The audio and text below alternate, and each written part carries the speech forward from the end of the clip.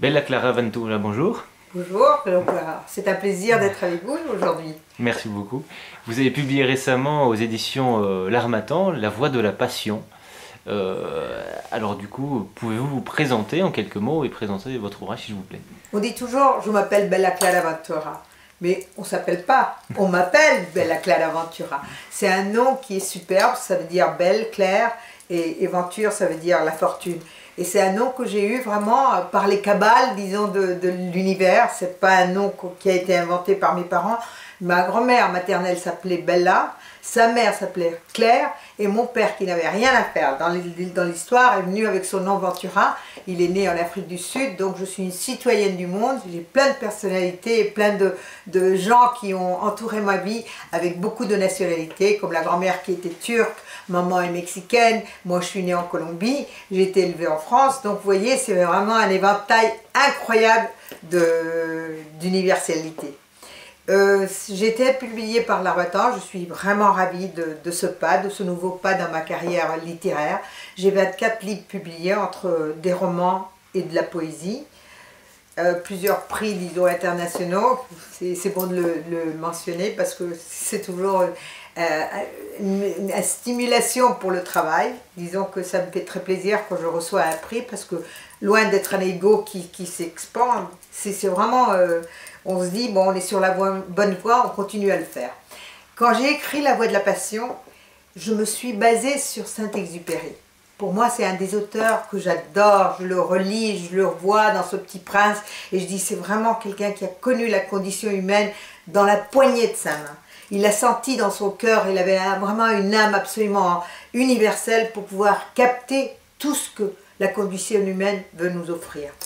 Quand il a parlé de cette phrase, « L'essentiel est invisible pour les yeux », je me suis dit, qu'est-ce qui est invisible pour les yeux? Une voix est invisible pour les yeux.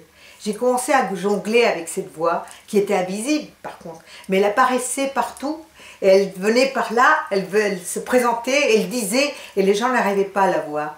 Et là, j'ai commencé à travailler ce texte. C'est un texte assez philosophique, mais disons avec beaucoup de sens de l'humour, avec beaucoup de sens des personnages aussi qui se entrelient entre eux. C'est un univers que je crée avec cette voix qui est toujours en permanence, qui est toujours présente. Et c'est une voix qui est la voix de la passion, qui finalement, lasse d'être la voix de la passion, devient la voix de la compassion.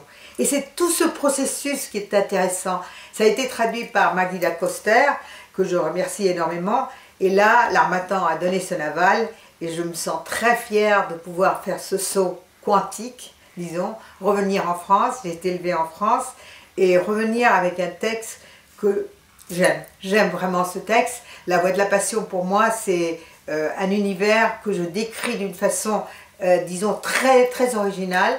Ça a été ce qu'on m'a toujours dit, le côté très original et surtout de la philosophie dans ce texte pour pouvoir montrer comment une voix qui est invisible, qu'on la voit bien qu'avec le cœur, puisqu'elle est là présente, et ce sont toujours les données de Saint-Exupéry, qui devient visible et puis finalement elle prend un chemin de conversion pour devenir cette voie de la compassion que nous devons tous avoir dans notre cœur. Parce que c'est un peu le processus de tout être humain. On devient passionnel à un certain moment donné, et puis finalement on se rend compte que c'est pas par là. C'est plus la compassion, c'est plus dans la douleur de l'autre, et surtout d'être très sensible de l'autre, de cet autre que nous sommes nous-mêmes, puisque nous sommes en unité. Bon, ben, je crois que j'ai un peu tout dit, c'est à vous de lire ce texte, et puis j'adorerais avoir un feedback de ce que vous avez senti sur ce texte. Ce texte, je crois que, comme j'ai dit, c'est original, et le lecteur sera le dernier à avoir son dernier mot.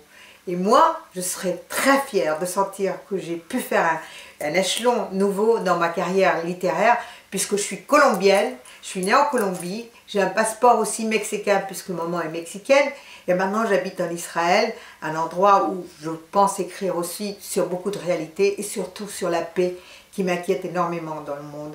Je sens qu'on fait un peu de marche en essayant de trouver quelque chose de plus de service, de plus de changement pour que le monde soit un peu meilleur et que nous soyons en unité et que l'humanité soit beaucoup plus heureuse de ce qu'elle est en ce moment.